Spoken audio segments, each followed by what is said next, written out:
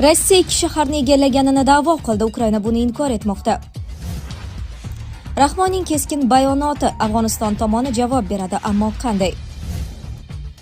Dunyoni larzaga solgan kashfiyot: Erondan ulkan oltin zaxirasi topildi.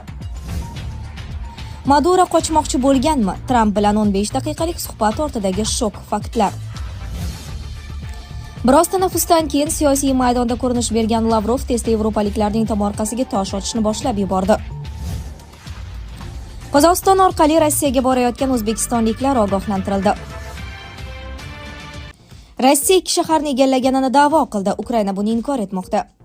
Rossiya qo'shinlari Ukrainaning Donetsk va Xarkov viloyatlarida joylashgan Pokrovsk va Volchansk shaharlarini egallagan. Bu haqda Rossiya qurolli kuchlari bosh shtab boshlig'i Valeriy Gerasimov 30-noyabr kuni Rossiya prezidenti Vladimir Putinning Ukrainadagi Rossiya qo'shinlarining birlashgan guruh qo'mondonligi punktiga tashrifi chog'ida hisobot bergan. Gerasimovning hisoboti haqidagi ma'lumotni prezident matbuot kotibi Peskov 1-dekabr kuni e'lon qildi. Kreml saytida qayd etilishicha, markaz va sharq harbiy guruhlari qo'mondonlari Valeriy Salatchuk va Andrey Ivanov Putinga Donetsk viloyatidagi Mirnogorod shahrining janubiy qismi nazoratga olingani va Zaporojye viloyatidagi Gulyapole shahrini egallash operatsiyasi boshlangani haqida ma'lumot bergan. Shu bilan birga Ukraina qurolli kuchlari bosh shtabi kundalik kechki hisobotda Pokrovsk yo'nalishida janglar hali ham davom etayotganini bildirdi. Kun davomida Pokrovsk yo'nalishida dushman Novaya Shaxova, Dorojnoye, Nikanorovka, Belitskiy, Shaxova, Radinskiy, Mirnogorod, Novoekonomichskiy, Rovna, Pokrovsk, Zvernoy, Katlina, Udachnoy, Filiya aholi punkti yaqinlarida va Grishina yo'nalishida 49 ta shturm va hujum amalga oshirdi. Hozirda janglar 5 ta lokatsiyada davom etmoqda.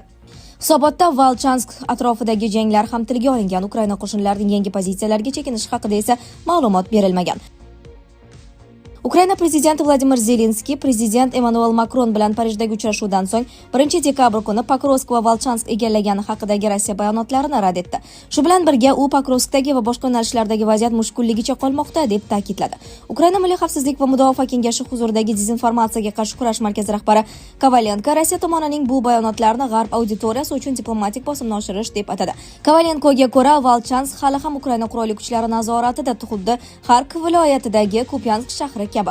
Gerasimov oldinroq Kupyansk egallangani haqida Putinga hisobot bergan edi. Osint loyihalarining front chiziqlaridagi o'zgarishlarni kuzatish xaritalariga ko'ra, Volchansk ham Pokrovsk ham Rossiya armiyasi tomonidan to'liq egallanmagan. Biroq Ukrainadagi Osint loyihasi Deep State avvalroq Rossiya qo'shinlarining Ukraina hududlarini egallash sur'ati tezlashganini xabar qilgan edi. Rahmonning keskin bayonoti: Afg'oniston tomoni javob beradi, ammo qanday? Tojikistonda 5 nafar Xitoy fuqarosi